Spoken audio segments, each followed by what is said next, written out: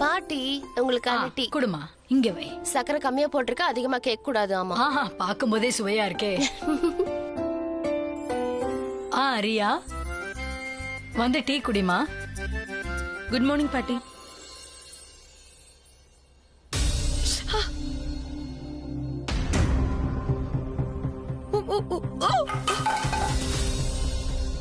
அத்த, உங்க டீ ரெடியா இருக்கு.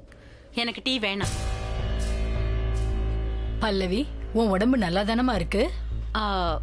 சோனி எங்க போயிட்டா அத்தை? இன்னுமா வரல?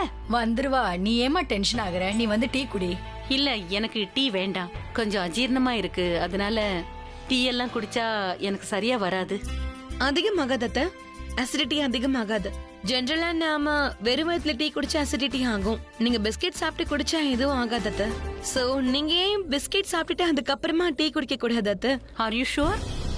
ஆமா அத்தை, நான் நிறைய கேள்விப்பட்டிருக்கேன். வெறும் வயிற்றுல டீ குடிச்சதான் அசிடிட்டி ஆகும். அதுக்கு முன்னாடி ஏதாவது சாப்பிட்டுட்டோம்னா அசிடிட்டி வராது. ஓகே.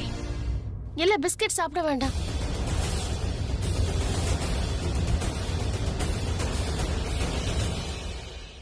இல்ல, அது வந்து ரியா சொல்றது கரெக்ட் தான்.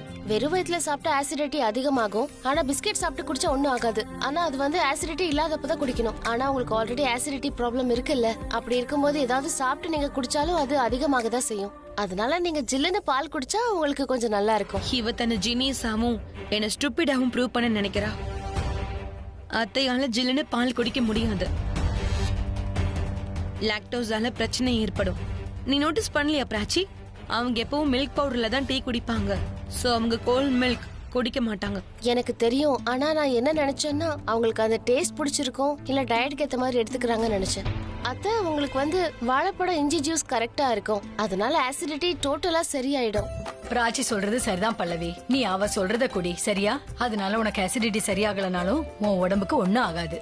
அப்படின்னா சரி, நான் வாழைப்பழமும் ஜிஞ்சர் ஜூஸும் ட்ரை பண்றேன். நீங்க இருங்க, நான் பண்ணி எடுத்துட்டு வரேன். நீங்க ரெஸ்ட் எடுங்க, நான் இப்பவே வரேன்.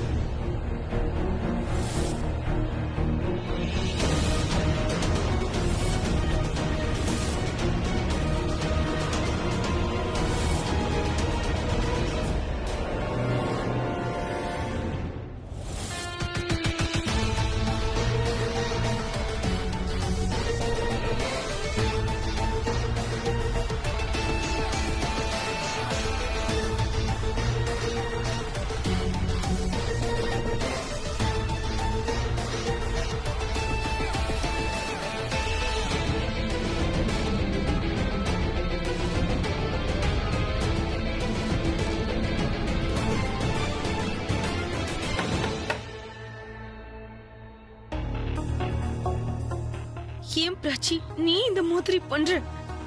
மறுபடியும் மட்டும் தட்டிக்கிட்டே இருக்க. ஏன் இப்படி பண்ற? நான் ஒருவேளை ஏதாவது தப்பா சொல்லிருந்தேன்னா நீங்க என்ன பார்த்து கண்ணை காட்டிருக்கலாம், இல்ல செய்ய ஏதாவது பண்ணி மாத்திருக்கலாம். ஆனா நீ அந்த மாதிரி எதுவுமே பண்ணல. நான் சொல்லி முடிக்கிற வரைக்கும் நீ காத்துக்கிட்டு இருந்து அதுக்கப்புறமா நீ அத்தை இம்ப்ரெஸ் பண்ண நினைச்சிருக்க. நீ அத்தை இம்ப்ரெஸ் பண்ண, ஆனா எதுக்கு என்ன மட்டும் தட்டுற? நான் இந்த பிராச்சி என்ன பண்றது?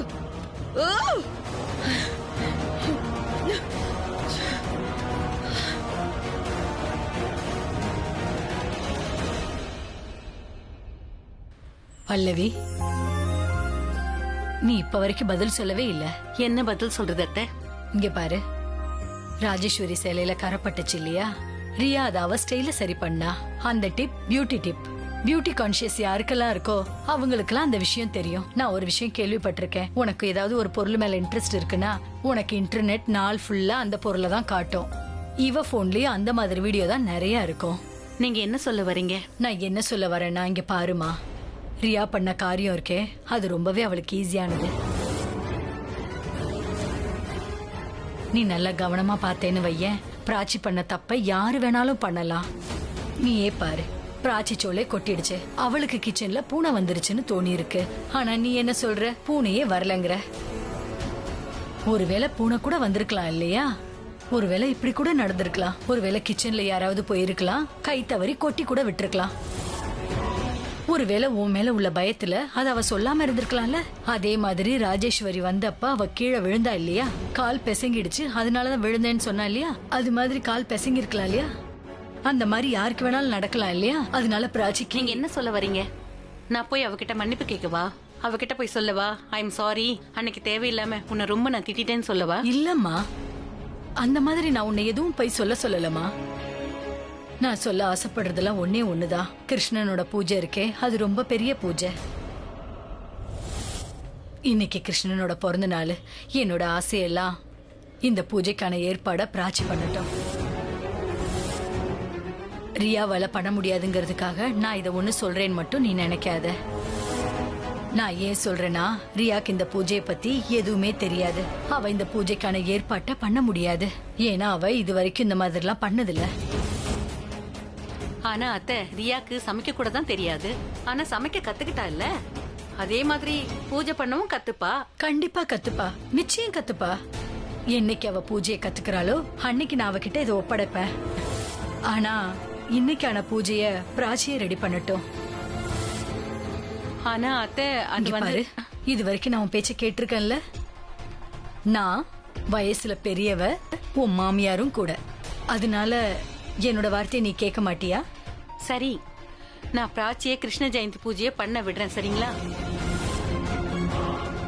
அவ எல்லா வேலையும் நல்லா பண்றான்றதுக்காக நான் இந்த பொறுப்பு அவகிட்ட கொடுக்கல. நீங்க சொல்றத நான் கேக்குறேன். உங்க மேல மரியாதை இருக்கிறதுனால நான் ஒத்துக்கிறேன். தேங்க்யூ என் செல்லம். ரியா அப்புறம் பிராச்சியில யாரு நல்ல மருமகளா ஆக போறாங்கன்னு எனக்கு தெரியாது. ஆனா நீ என்னைக்குமே என்னோட சிறந்த மருமக தான்.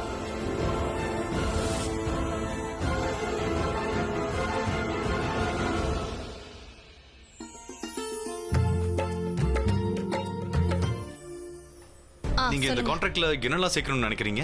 அது நான் என்ன யோசிச்சேன்னா, என் அண்ணன் கிட்ட அப்படி என்னதான் நீ சொன்ன? இப்பதான் இதெல்லாம் வந்து கேட்கணுமா என்ன? ப்ளீஸ் என்ன கொஞ்சம் கான்சென்ட்ரேட் பண்ண விடு. 1-2 பாயிண்ட் விட்டு போச்சுன்னு வை, அப்புறம் கான்ட்ராக்ட் முழுசும் தப்பாயிடும். சுஷ்மா சொல்லிட்டு வேற போயிருக்காங்க, கான்ட்ராக்ட் ரொம்ப பக்காவா இருக்கணும், வித்வுட் நோ கண்டிஷன். தனு, நான் கேள்விப்பட்டதெல்லாம் உண்மையா? அபியே நீ பணத்துக்காக விற்க போறியா?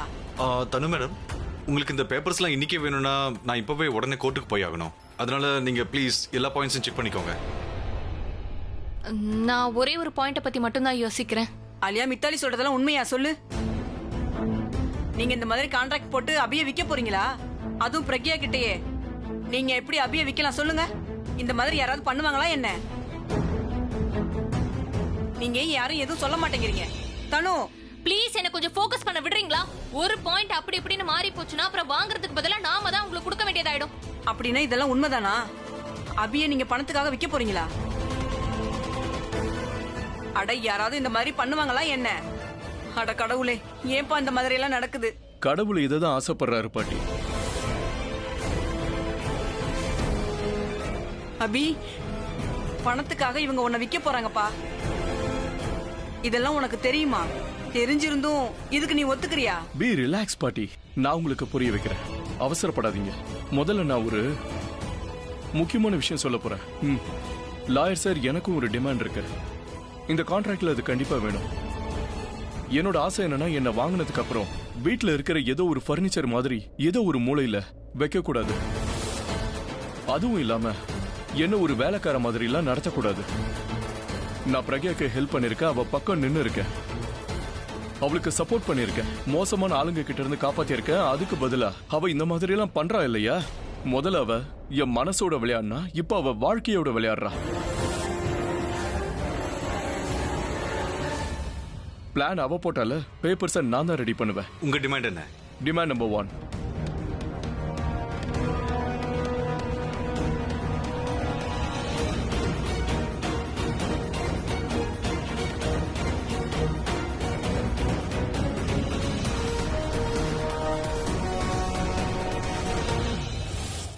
அபி சரின்னு சொன்னதுனால என்னோட பிளான் ஸ்ட்ராங் ஆயிடுச்சு.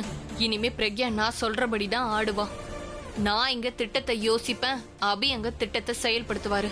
எந்த இடத்துல அடிச்சா உனக்கு வலி அதிகமா இருக்குமோ அவர் அந்த இடத்துல காயத்தை ஏற்படுத்துவாரு.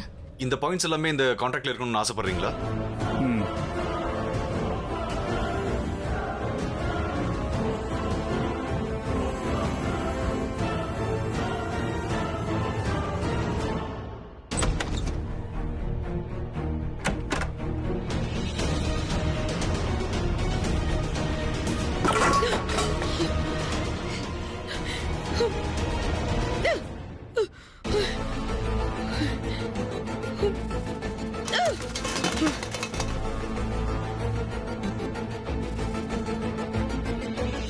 இன்னைக்கு கிருஷ்ணனோட பிறந்த நாள்.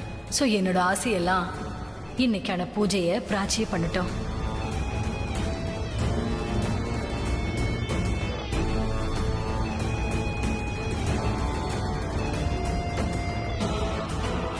ரியாக்கு இந்த பூஜையை பத்தி எதுவும் தெரியாது. சரி அத்தை, நான் பிராச்சிய கிருஷ்ண ஜெயந்தி பூஜையை பண்ண விடுறேன். நான் கேள்விப்பட்டிருக்கேன் வெறும் வயித்துல டீ குடிச்சதான் அசிடிட்டி ஆகும். ஆனா ஒருவேளை ஏதாவது சாப்பிட்டு டீ குடிச்சா அசிடிட்டி ஆகாது. உங்களுக்கு ஆல்ரெடி ஆசிடிட்டி ப்ராப்ளம் இருக்கிறதுனால நீங்க ஏதாவது சாப்பிட்டு குடிச்சாலும் அப்பவும் அந்த ப்ராப்ளம் அப்படியே இருக்கும். அதனால நீங்க ஜில்லுன்னு பால் குடிங்க, அப்போ உங்களுக்கு நல்லா இருக்கும். இல்ல, நான் இதுக்கெல்லாம் தேவையில்லாம அழ மாட்டேன். நான் அழ மாட்டேன், கண்டிப்பா அழ மாட்டேன். ஒருவேளை நான் இதுக்கெல்லாம் போய் அழுதேன்னா அந்த பிராச்சி ஸ்ட்ராங் ஆயிட்டே போவா. நான் அவளை அப்படி ஆக்க விட மாட்டேன். இதுக்கப்புறமும் அவளை ஜெயிக்க விட மாட்டேன். நான் ஒவ்வொரு வாட்டியும் ஒவ்வொரு வாய்ப்பையும் எனக்கு சாதகமா பயன்படுத்திக்கிட்டேன். ஆனா இந்த வாட்டி பக்காவா பிளான் போடணும், திட்டம் போட்டே ஆகணும். அப்பதான் பிராச்சியால என்ன ஜெயிக்க முடியாது. ஒவ்வொரு வாட்டியும் நான் மட்டும்தான் ஜெயிக்கணும். சோ நான் கண்டிப்பா ஏதாவது பிளான் போட்டே ஆகணும். I have a plan. Prachi கிச்சன்ல இருக்கும்போது நான் ரூம்குள்ள போயிடுவேன். அவ வரத்துக்கு முன்னாடி நான் ரூமை விட்டு வெளியே வந்துடுவேன். யாருக்கும் எதுவும் தெரியாது. அதுக்கப்புறம் பாட்டி சொன்ன பூஜைய பிராச்சி எப்படி பண்றான்னு பாப்போம்.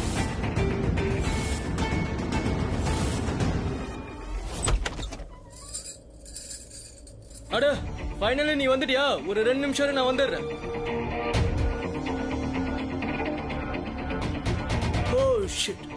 இங்க பாரு, உன் பக்கத்துல வர முயற்சி பண்ணிட்டு இருக்கேன்னு நீ நினைச்சிருக்கலாம். ஆக்சுவலி என்னன்னா, நீ ஒரு விஷயத்தை பத்தி தெரிஞ்சுக்கணும். என்னோட துண்டு கீழே விழுந்துருச்சு, ரொம்ப ஈரமும் ஆயிடுச்சு.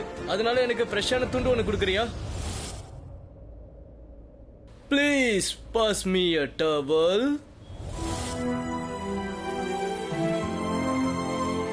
ஐ நோ இட்ஸ் வெரி ஃபனி யார், பட் இந்த தடவை நான் போய் சொல்லல. உண்மையாவே என்னோட துண்டு நனைஞ்சு போச்சு. ப்ளீஸ் எனக்கு ஒரு துண்டு எடுத்துட்டு வா.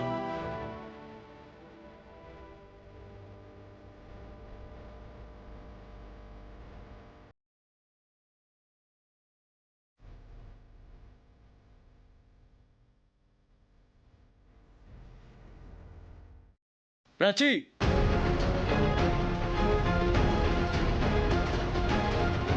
நான் ஆனஸ்ட்லியா தான் உன்கிட்ட சொல்லிட்டு இருக்கேன். என் மனசுக்குள்ள வேற எந்த எண்ணமும் கிடையாது. ஆனா உன்னோட அமைதிய பார்த்தா நீ மனசுக்குள்ள வேற ஏதோ நாட்டியா யோசிக்கிற மாதிரி தெரியுதே.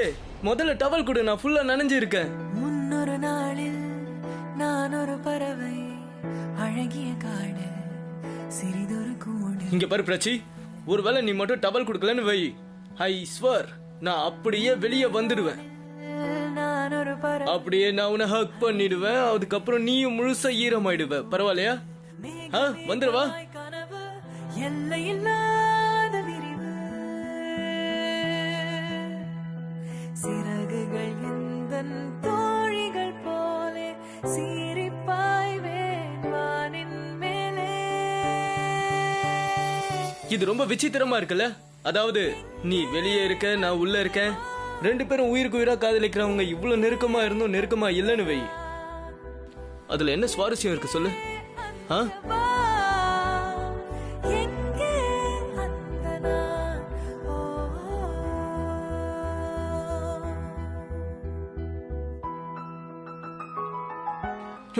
naughty naughty girl.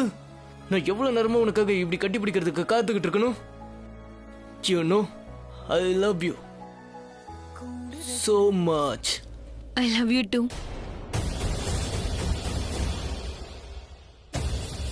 I love you. I love you so much. டவலை கொடு, சீக்கிரம் டவலை கொடு, இல்லைன்னா என்னால வெளியே வர முடியாது. Please come on. நீ மட்டும் இப்ப டவல் கொடுக்கலன்னு வை, நான் இப்ப டைரக்டா வெளியே வந்துருவேன். நான் இப்படியே வெளியே வந்துரும். உனக்கு பரவாயில்லையா? Come on, give the towel. கூடுதல் சிறகாய் காதல் கூடுதல் சிறகே கணமானார் அறிமுகம். Thank you so much. Thank you finally. குலுக்கி போனார் கிழக்கையும் மறந்தேன், இலக்கையும் மறந்தேன். எங்கே அந்த வா பிராச்சி எங்கே அந்தவா ஆல் ஓகே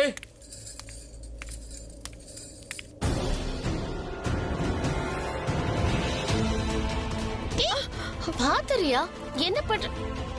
என்ன ஆச்சு?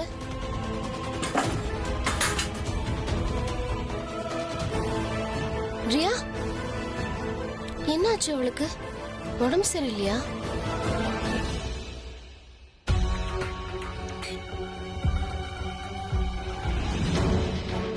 இங்க பாருமா ரியா, சித்தோட ட்ரெஸ் அயன் ஆகி வந்திருக்கு. இங்க பாரு, இவளுக்கு என்னாச்சு இப்போ? இங்க பாருமா ரியா.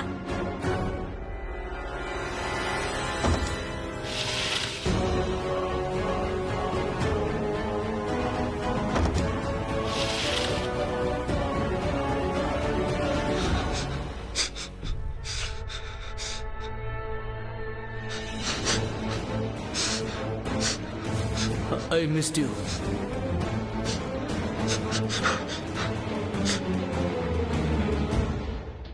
எனக்கு இப்ப என்ன ஆகுது, எனக்கு இப்ப என்ன ஆகுது, எனக்குள்ள என்ன ஆகுதுன்னு எனக்கு ஒண்ணுமே புரியல. என்னால என்ன கண்ட்ரோல் பண்ணிக்கவே முடியல. ஏன் இப்படி இருக்கேன்? 2 வருஷம் நான் ரன்பீரை விட்டு பிரிஞ்சு இருந்தேன். அப்பெல்லாம் என்னால எமோஷனல கண்ட்ரோல் கொள்ள வச்சிருக்க முடிஞ்சது. எப்ப நீ என் முன்னாடி வந்தியோ, இப்ப நீ என் பக்கத்திலே இருக்க ரன்பீருக்கு. என்னால இப்போ என்னோட எமோஷனல கண்ட்ரோல் பண்ணவே முடியல ரன்பீர். என்னால என்ன கட்டுப்படுத்திக்க முடியல. நீ என் பக்கத்துல இருக்கும்போது நான் அப்படியே இன்னொரு உலகத்துல இருக்கிற மாதிரி உணர்வேன் ரன்பீர். எல்லாமே வித்தியாசமா ரொம்ப அழகா தெரியுது. அதான் உண்மையும் கூட. அப்புறம் நீ என்னெல்லாம் பேசுறியோ, என்னெல்லாம் சொல்றியோ, அது எல்லாமே நீ என்ன பார்த்து சொல்ற மாதிரி இருக்கு, என்ன பாராட்டுற மாதிரியே இருக்கு ரன்பீர். உன்னோட அந்த டச் இருக்குல்ல, உன்னோட அந்த ஸ்பரிசம் இருக்குல்ல, என்ன பைத்தியமாக்குது ரன்பீர். என் மனசுக்குள்ள இப்ப நெருப்பு உண்டாயிடுச்சு. என்னால என்ன கண்ட்ரோல் பண்ண முடியல. 2 வருஷமா நான் உன்னை மறக்க முயற்சி பண்ணிட்டு இருக்கேன். அப்படியே நான் உன்னை நினைச்சாலும் நீ பண்ண தப்பு மட்டும்தான் என் கண்ணுக்கு ஞாபகம் வரும். நீ என்னை எப்படி ஹர்ட் பண்ண, அதை நினைச்சு நான் உன் மேல கோவப்படணும்னு நினைச்சேன். ஞாபகம் இருக்கா உனக்கு? அன்னைக்கு நீ என்ன கல்யாணம் பண்ணாம எப்படி போனேன்னு தெரியும்ல ரன்பீர். நான் உன்னை எந்த அளவுக்கு மறக்க நினைக்கிறேனோ அந்த அளவுக்கு நீ ஞாபகத்துல வந்துகிட்டே இருக்க. நான் எதையும் மறக்கல. பிராச்சிக்காக தானே என்ன கல்யாணம் பண்ணிக்காம என்னை விட்டு ஓடி போனேன். அந்த பிராச்சி இருக்கால, அவ பெரிய பிளான் போட்டிருக்கா. அவ வலையில உன்னை விழ வச்சுட்டா. நீ உண்மையிலே ரொம்ப innocent Ranbir. You're such a sweet heart. நீ என்னை கல்யாணம் பண்ணிக்க ஆசைப்பட்டல. ஆனா உனக்கு தெரியாது ரன்பீர், என் அக்கா இருக்கால, அவ ஒரு பெரிய கிரிமினல். அவ தன்னோட வலையில உன்னை விழ வச்சுட்டா. உண்மையை சொல்லணும்னா நான் உன்னை மறந்துட்டேன். ஆனா அன்னைக்கு நீ கிச்சனுக்கு வந்து என்ன கட்டி பிடிச்சல. அன்னைக்கு ராத்திரி ஃபுல்லா நான் தூங்கல. நான் என்ன யோசிச்சேன் தெரியுமா? நடந்ததெல்லாம் தெரியாம நடந்துச்சா இல்ல நடக்கணும்னு விதி இருக்கான்னு தெரியல. அப்புறம் இன்னைக்கு உனக்கு டவல் கொடுக்கும் போது உன்னுடைய கை என்னோட கையில படும்போது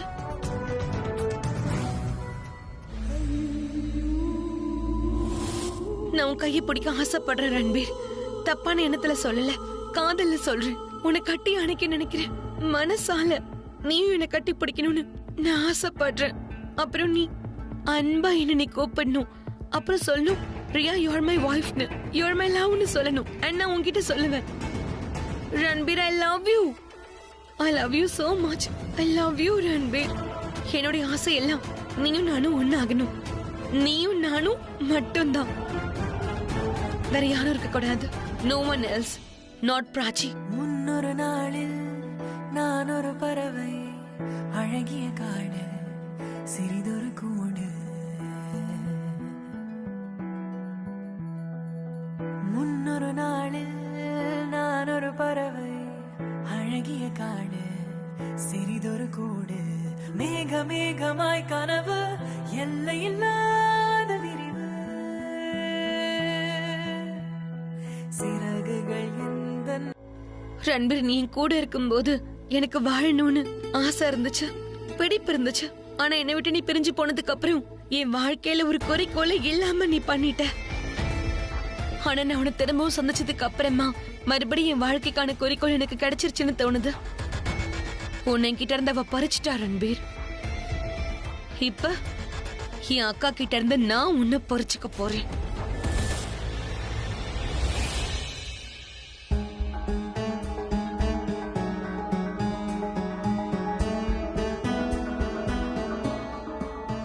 என்னாச்சு அத்தை? இவ கதவை திறக்க மாட்டேங்கிறா. கதவை திறக்க மாட்டேங்கிறாளா? ஆமா. என்ன ரியா? இங்க பாருமா ரியா. ரியா ஐயோ ஓகே. பதிலே சொல்ல மாட்டேங்கிறா. இருங்க இருங்க இருங்க, நான் இப்பவே வரேன். சரி.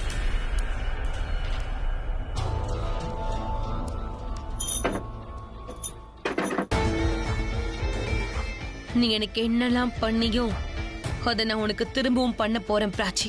நீ என்கிட்ட இருந்து என் ரன்பீரை பறிச்சல, நான் இப்ப உன்கிட்ட இருந்து உன் புருஷனை பறிக்க போறேன்.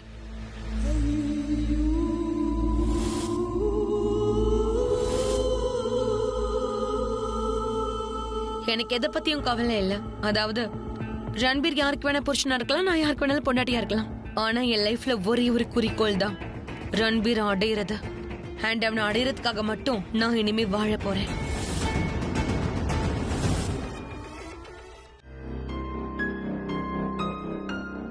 பிராச்சிக்கு என்னாச்சு? திடீர்னு அவ வெளியே போயிட்டா. ரியா ரியா பிராச்சி சாதாரண பெண்ணால இஷ்டப்படி என் கதை எழுதுனா, ஆனா இனிமே முடியாது. இப்ப நான் ஏன் இஷ்டப்படி பிராச்சியோட தலையெழுத்த எழுத போறேன். அதுல ரன்பீர் இருக்க மாட்டான். என்ன ரன்பீருடைய தலையெழுத்து நான் ஏன் கூட சேர்த்து எழுத போறேன்.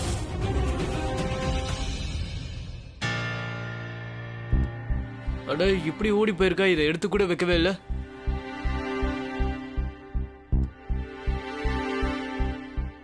பிராச்சி எங்க போயிட்டா?